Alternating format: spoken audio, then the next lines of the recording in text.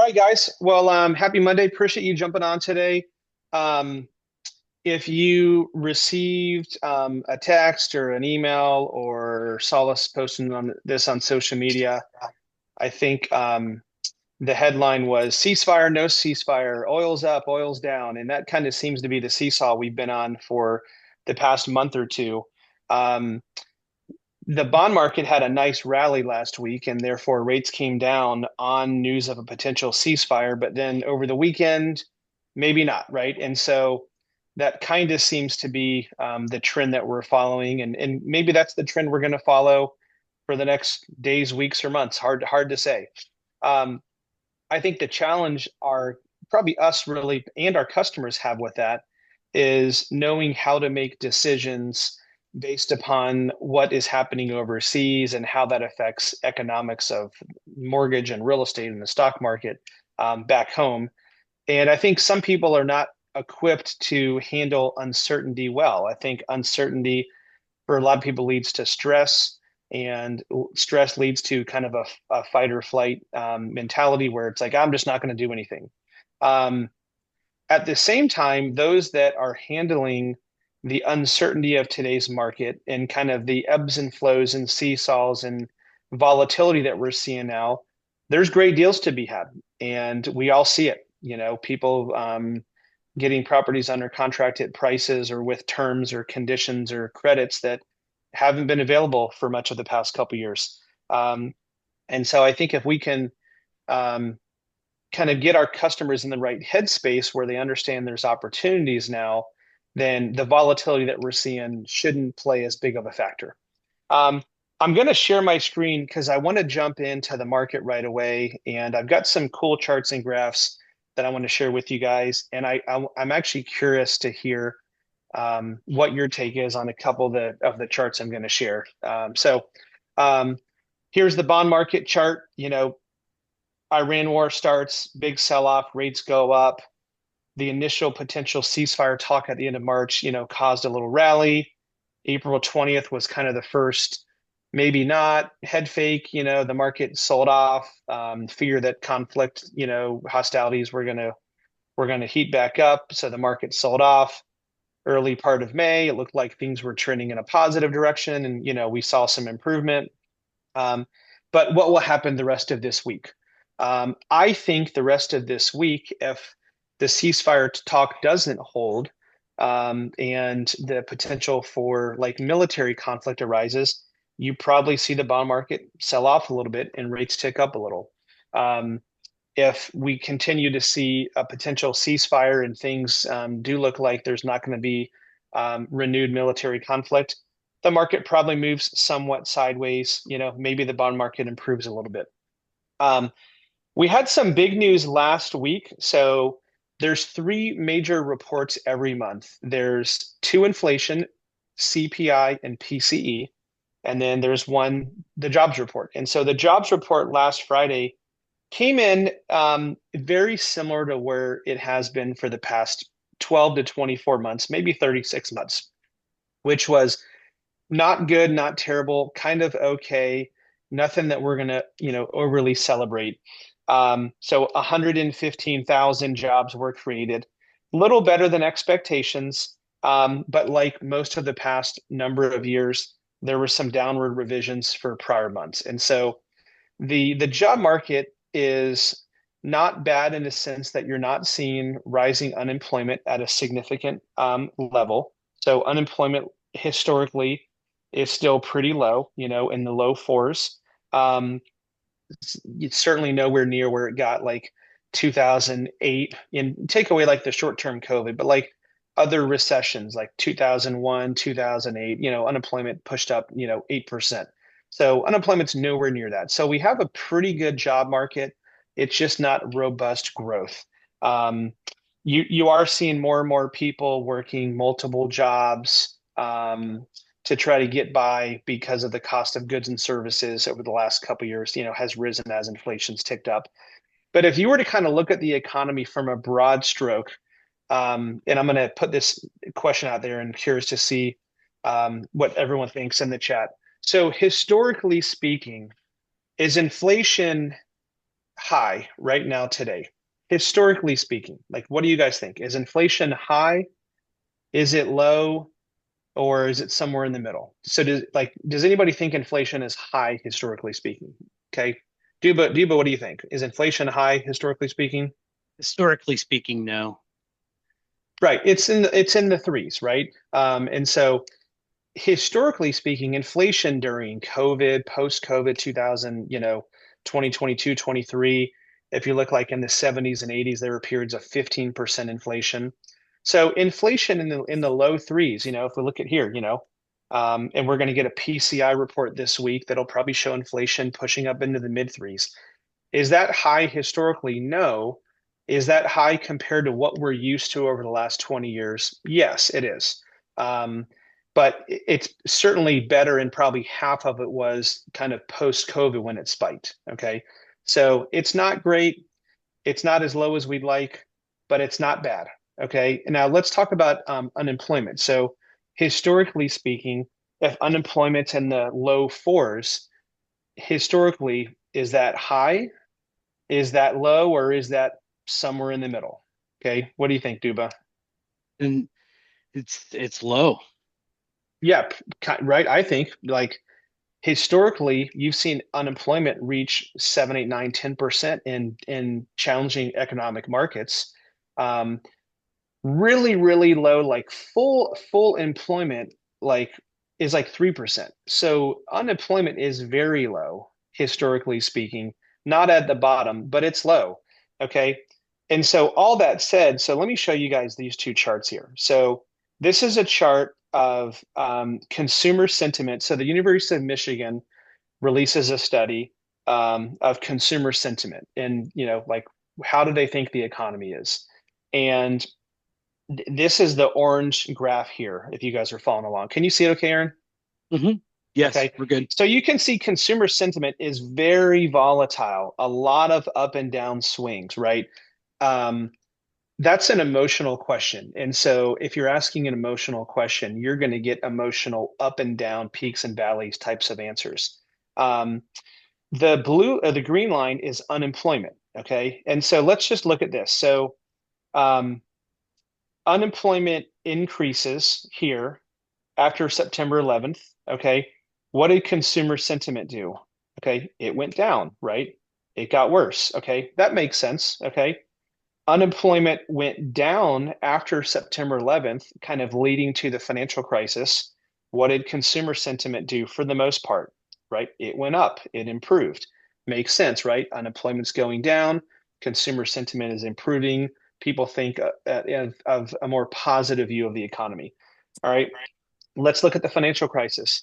Big surge here of unemployment, significant drop of consumer sentiment. Makes a lot of sense, right? A lot of us lived through that, right? That was a very pessimistic time in the country when it came to the economy.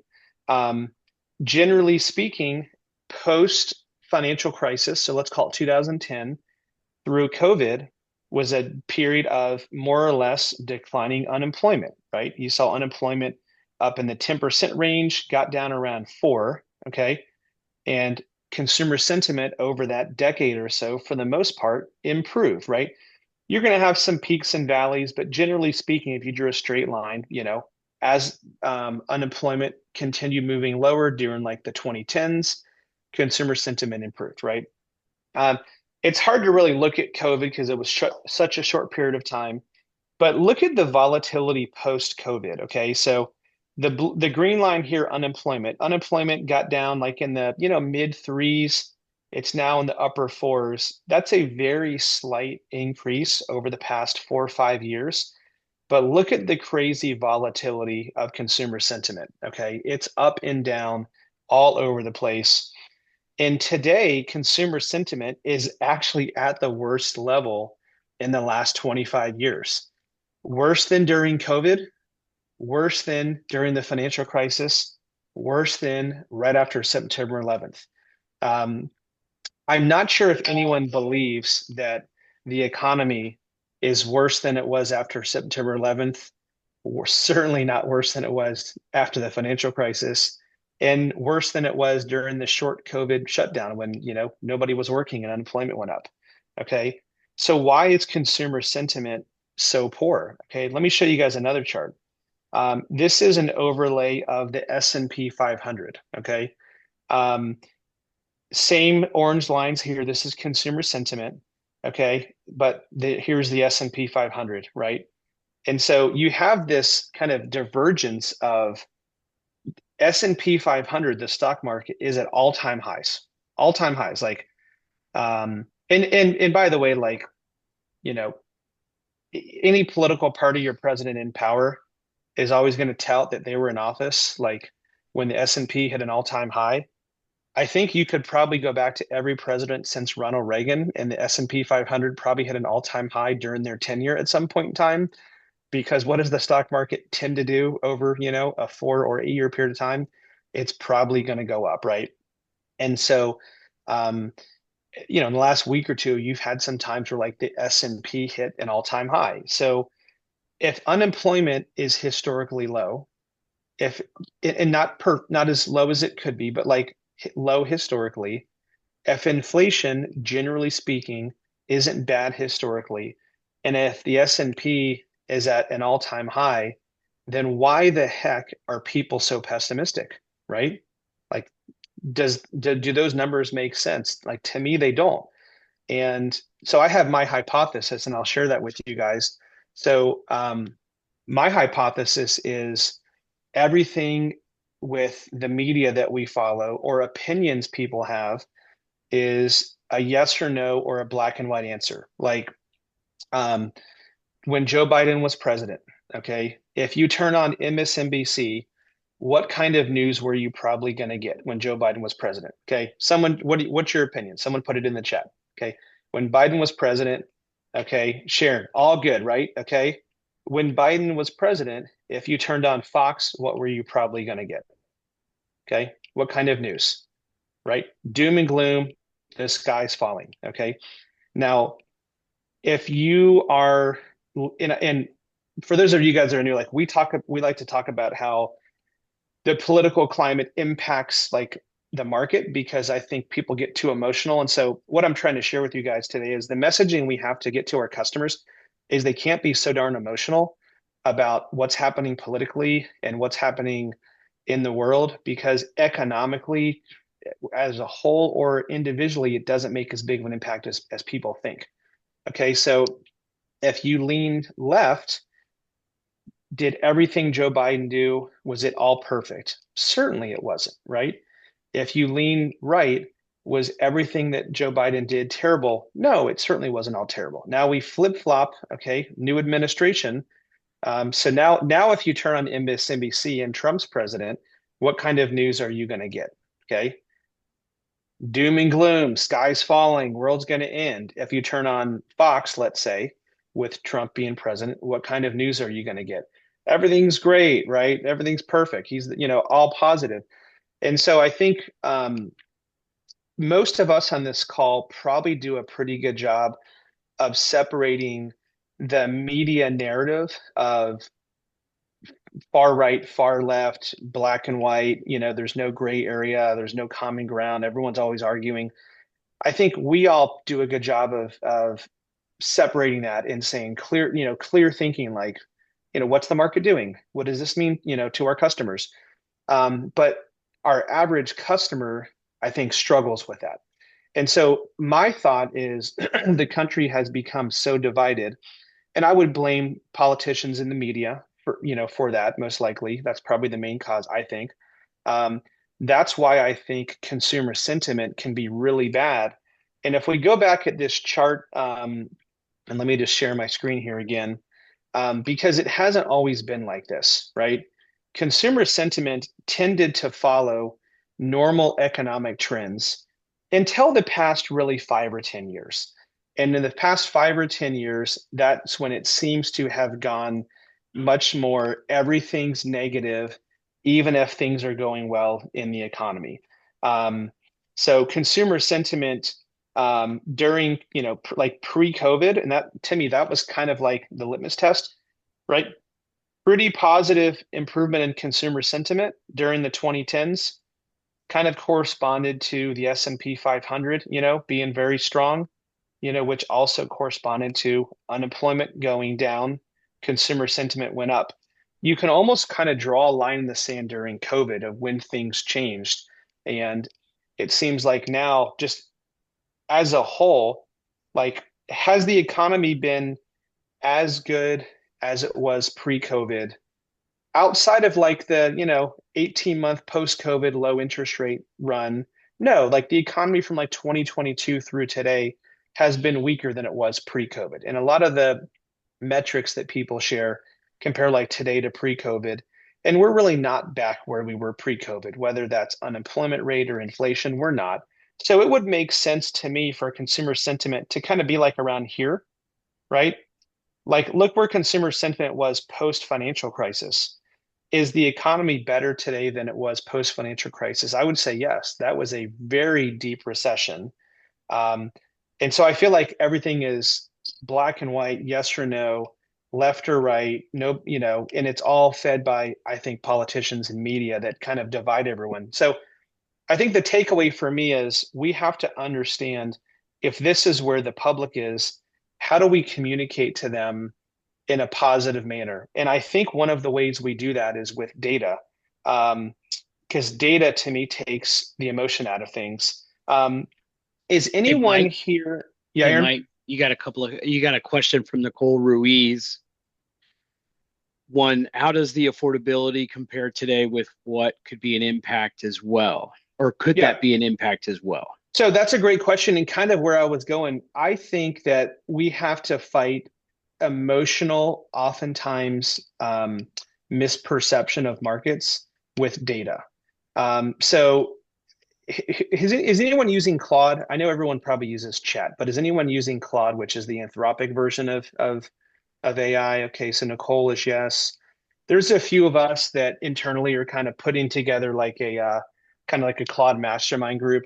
If you're on Chat, you're using AOL, I think, if we want to use an analogy, compared to Google, like back in the day. Um, a Claude is, and if sidebar, like if anyone wants to put together like a mastermind group, and there's a few of us that met last week and kind of I met with, kind of put some together some ideas. There's some amazing things that Claude can do, but just the most basic. So I just Googled like what's the average time on market in 3279. That's where I live, right? Here's the data. And then I said, how about homes between 1 million and 1.5 million? Here's the data. And then I said, can you put this in a graph, right? So like if you want to know where did I get these from, I went into Claude and I said, give me a chart that overlays consumer sentiment and unemployment rate. And I did that because I saw that the University of Michigan consumer sentiment came in last week very poor. And I made me think like, okay, if consumer sentiment is bad, why is it bad? And how does that compare to other times economically? And literally in Claude, and you guys have probably all done this, I overlaid consumer sentiment and unemployment and consumer sentiment in the S&P. But I feel like, it's important for us to acknowledge, and we talk about this on this call a lot, people are very emotional and don't think clearly right now. And I think it's because the climate that we live in, it makes no sense why consumer sentiment is this poor because there are great opportunities. So the question that Nicole had, I actually here, let's just do this exercise right now. So let's just start a new chat. And so let's go our Come on, baby.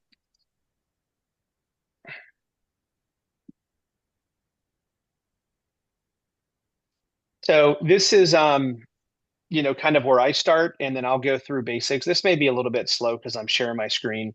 Um, but Nicole, to answer your question, I would put that question in Claude, like how's affordability comparing to the past? I think it's going to tell us that um, there's more deals to be had right now. Home prices have softened, interest rates are a little bit cheaper. And so here's kind of a long answer, right?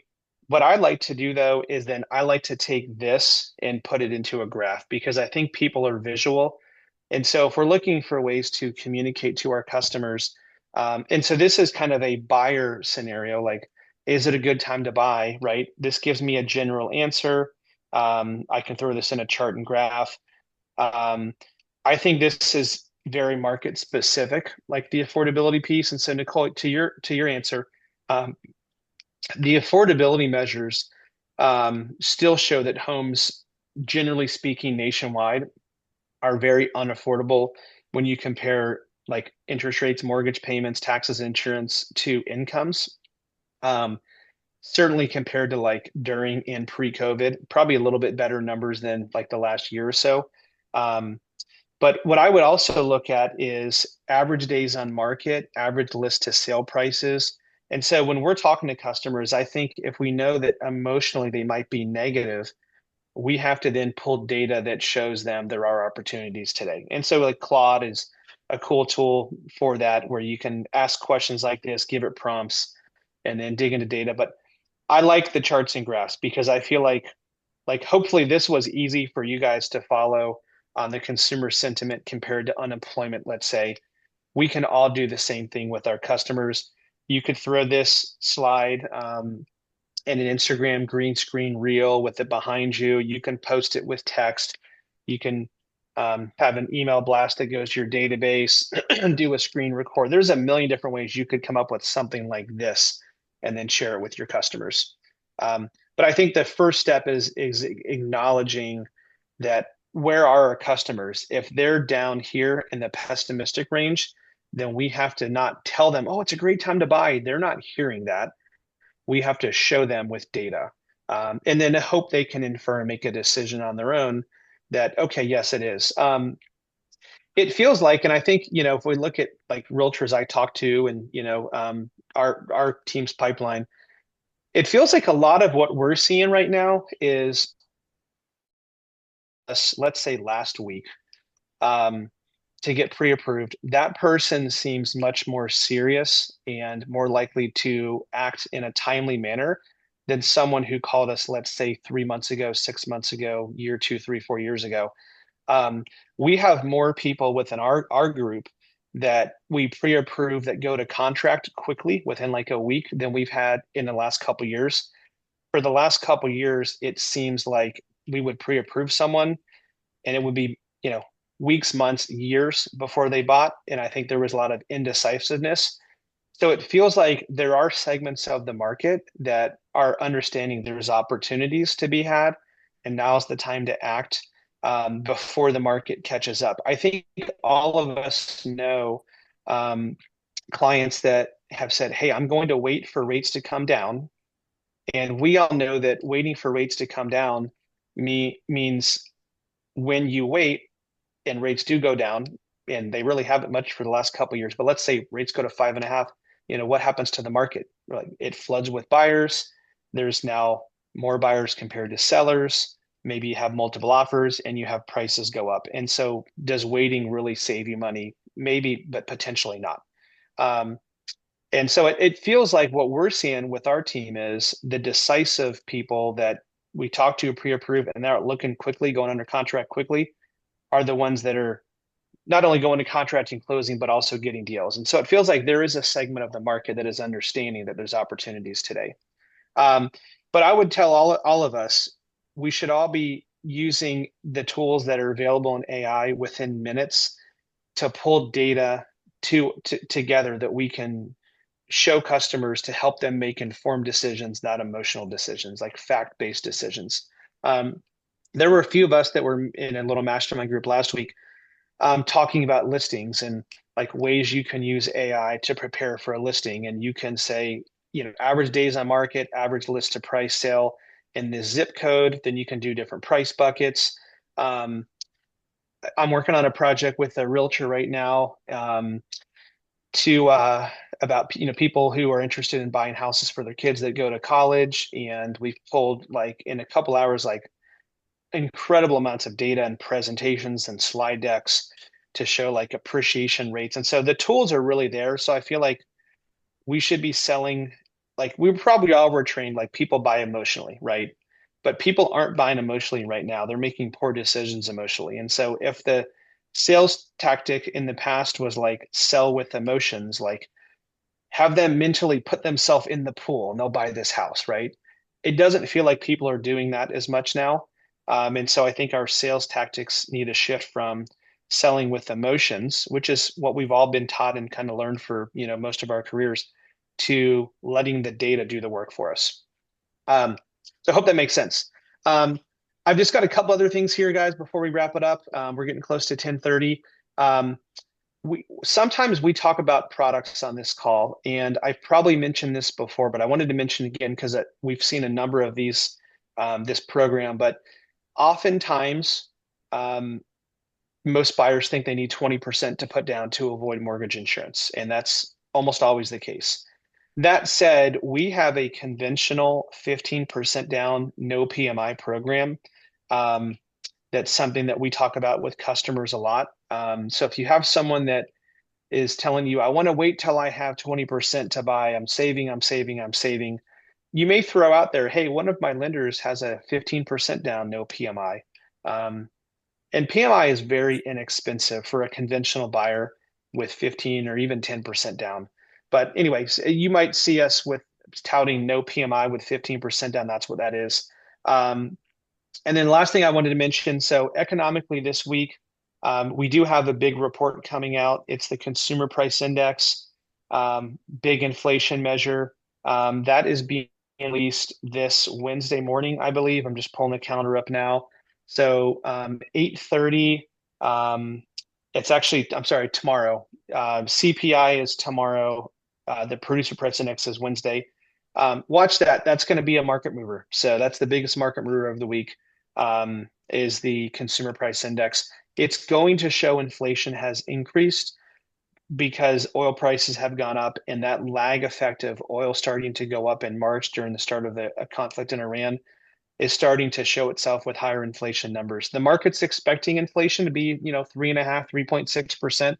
If we see that, it won't be a real market mover. That's already priced in, but that's going to be a topic of conversation. So it's a big headline that'll be released again tomorrow morning at 8:30. Appreciate you guys all jumping on today. Have a great day. Have a great week, and we will see y'all next Monday. Thanks, everybody.